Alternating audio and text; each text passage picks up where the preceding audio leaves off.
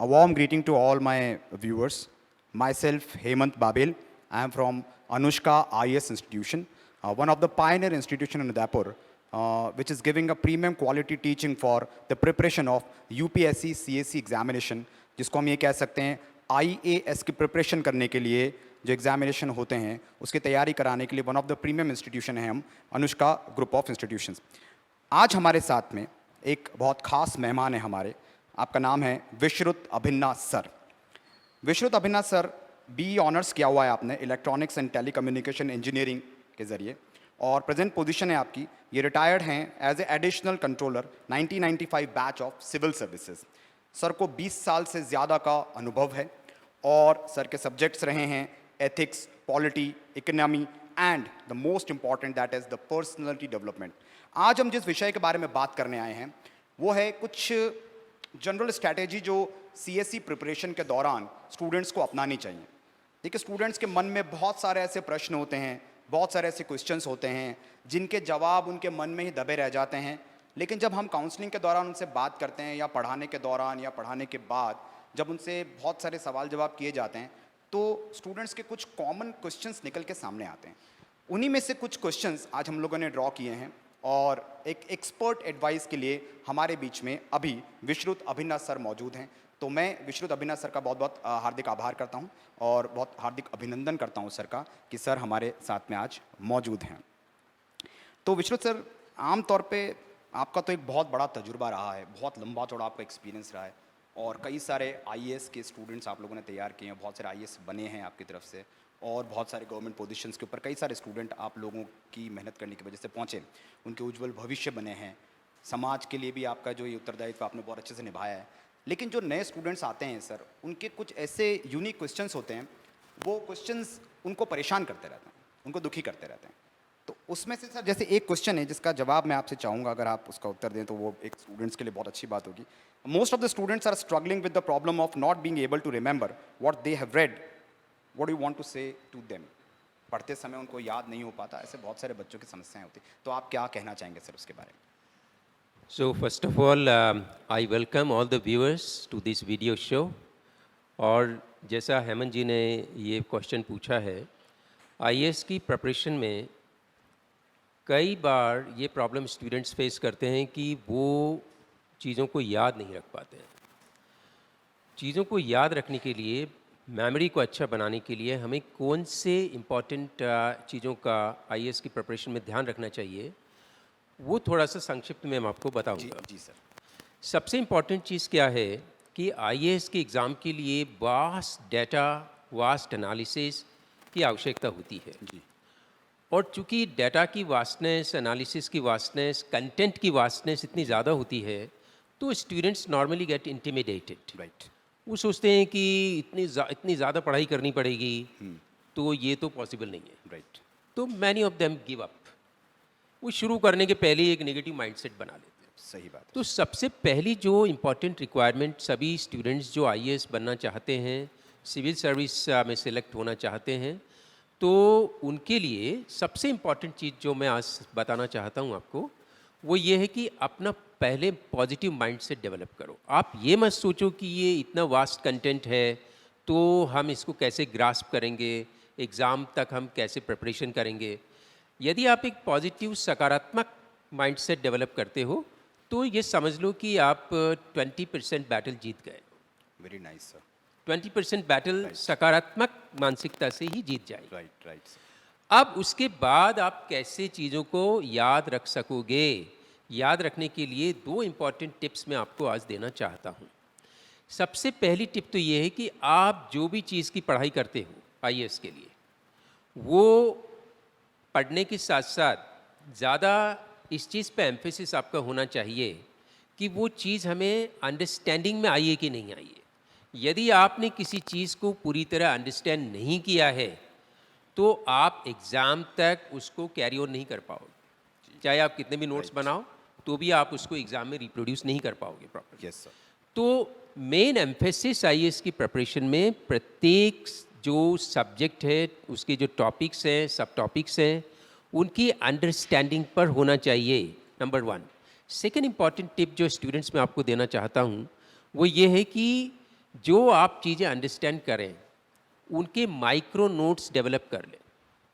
Micro notes का मतलब क्या है कि इस तरह की फॉर्म में आप नोट्स बनाएं जो आपको एग्ज़ाम में भी कम समय में रिवाइज कर पाएँ।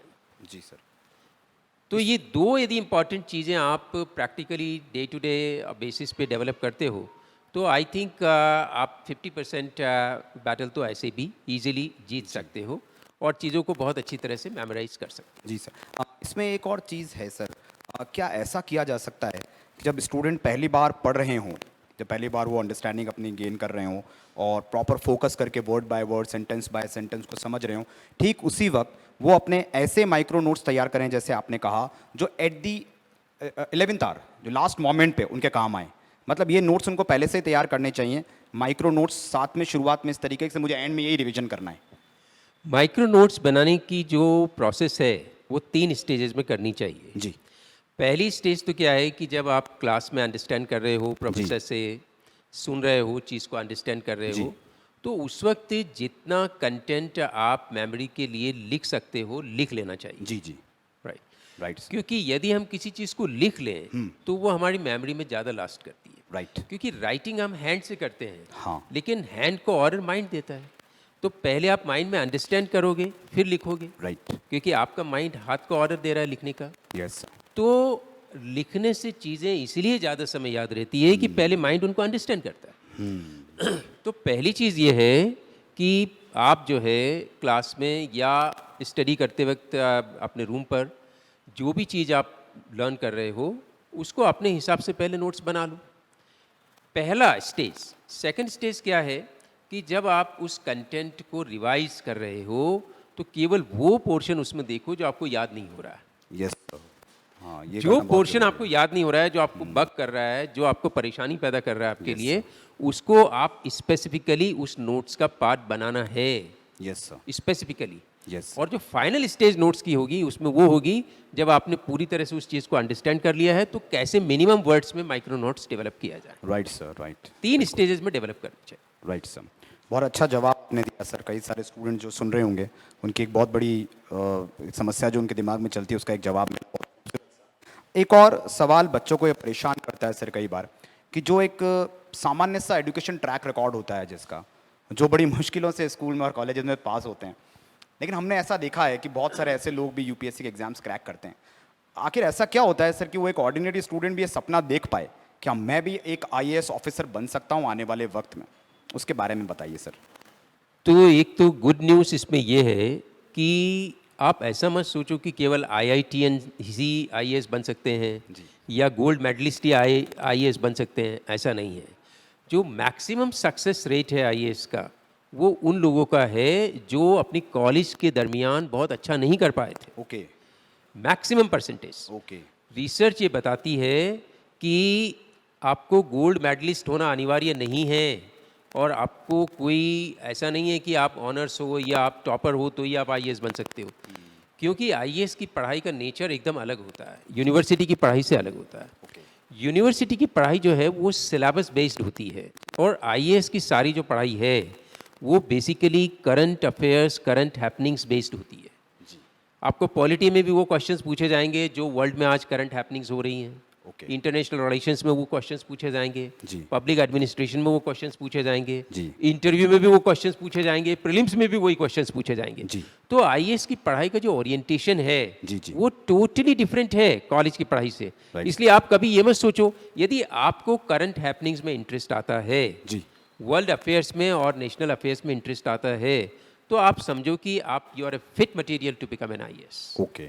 मतलब एक नॉर्मल सा एकेडमिक रिकॉर्ड है वो स्टूडेंट। नॉर्मल एकेडमिक रिकॉर्ड जो है वो स्टूडेंट डेफिनेटली आईएएस बन सकता है। जैसे मैंने बताया, एक तो सकारात्मक सोच Yes, होनी sir. चाहिए, सकारात्मक सोच के साथ में आपको करंट हैपनिंग्स में जी, इंटरेस्ट sir. होना चाहिए और माइक्रो नोट्स बनाने की कला आनी चाहिए। ये मतलब तीन चीज़ आप डेवलप आप में कर एक जिज्ञासा होनी चाहिए। एक जिज्ञासा होनी चाहिए। जिज्ञासा के साथ साथ ये है कि दुनिया में क्या हो रहा है हाँ। और भारत में क्या हो रहा है, बिल्कुल सर। हमारा क्या उससे रिलेशन है। सही बात है सर। कई बच्चों के साथ सर ये समस्या भी आती है कि जब वो पढ़ रहे होते हैं, वो उन्हें याद नहीं होता उसका, तो आपने उस प्रश्न का तो आपने शुरुआत में उसका जवाब आपने दिया, लेकिन कई बार ये सवाल उठता है कि वो बच्चा जब पढ़ रहा है, स्टूडेंट जब पढ़ाई कर रहा है, वो पढ़े भी कैसे उसे, वो पढ़े कैसे? जैसे उसने किताब खोल ली और वो बुक पढ़ रहा है, हमने उसको नोट्स प्रोवाइड करे, वो बुक पढ़ रहा है, हम यहाँ डिजिटल बोर्ड पे उसको पढ़ा रहे हैं, वो पढ़ रहा है, लेकिन फिर भी वो पढ़ नहीं पा रहा। ये बहुत ही आपने अच्छा क्वेश्चन पूछा है, क्योंकि आईएएस की प्रिपरेशन के लिए कैसे पढ़ें और कहाँ से पढ़ें, ये दोनों चीज़ें महत्वपूर्ण हैं। अब इसका मैं आज आपको इस वीडियो के माध्यम से आंसर दे रहा हूँ। जो बच्चे सुन रहे हैं वो इससे ज़रूर लाभान्वित होंगे। सबसे पहली चीज़ तो ये है समझने की कि आईएएस की प्रिपरेशन करने के लिए कोई किताब काम नहीं आने वाली है। जी सर। केवल जो चीज़ काम आने वाली है वो सबसे इम्पॉर्टेंट है।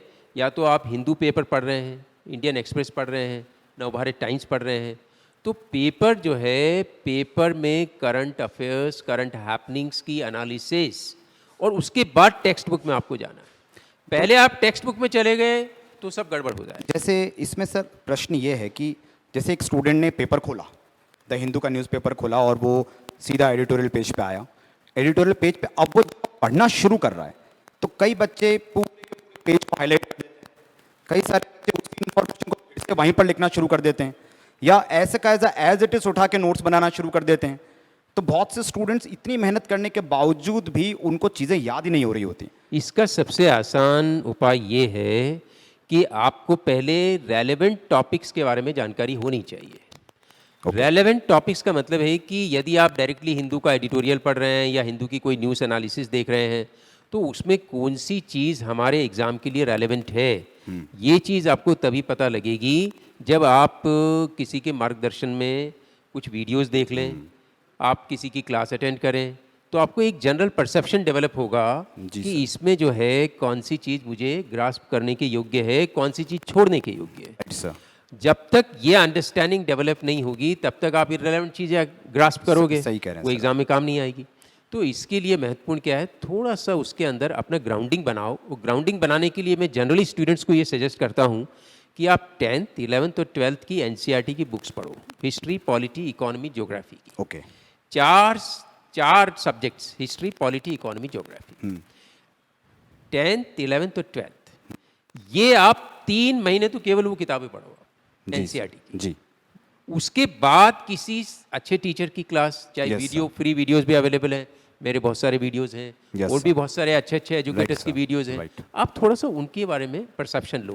बिल्कुल। फिर आप यदि ये न्यूज़पेपर एनालिसिस करोगे, टेक्स्ट बुक पढ़ोगे, तो that will be more beneficial. Right sir, बहुत अच्छा उत्तर आपने दिया सर। काफ़ी सारे स्टूडेंट्स के दिमाग में सवाल रहते हैं, न्यूज़पेपर पढ़ते हैं और हमारे पास आते हैं वहाँ पे कि सर पढ़ते पढ़ते नींद आ जाती है, आधा घंटा पौन घंटा भी पढ़ना बहुत मुश्किल है, 10-12 मिनट हम पढ़ते हैं और ऐसा लगने लगता है कि बस ना पढ़ें।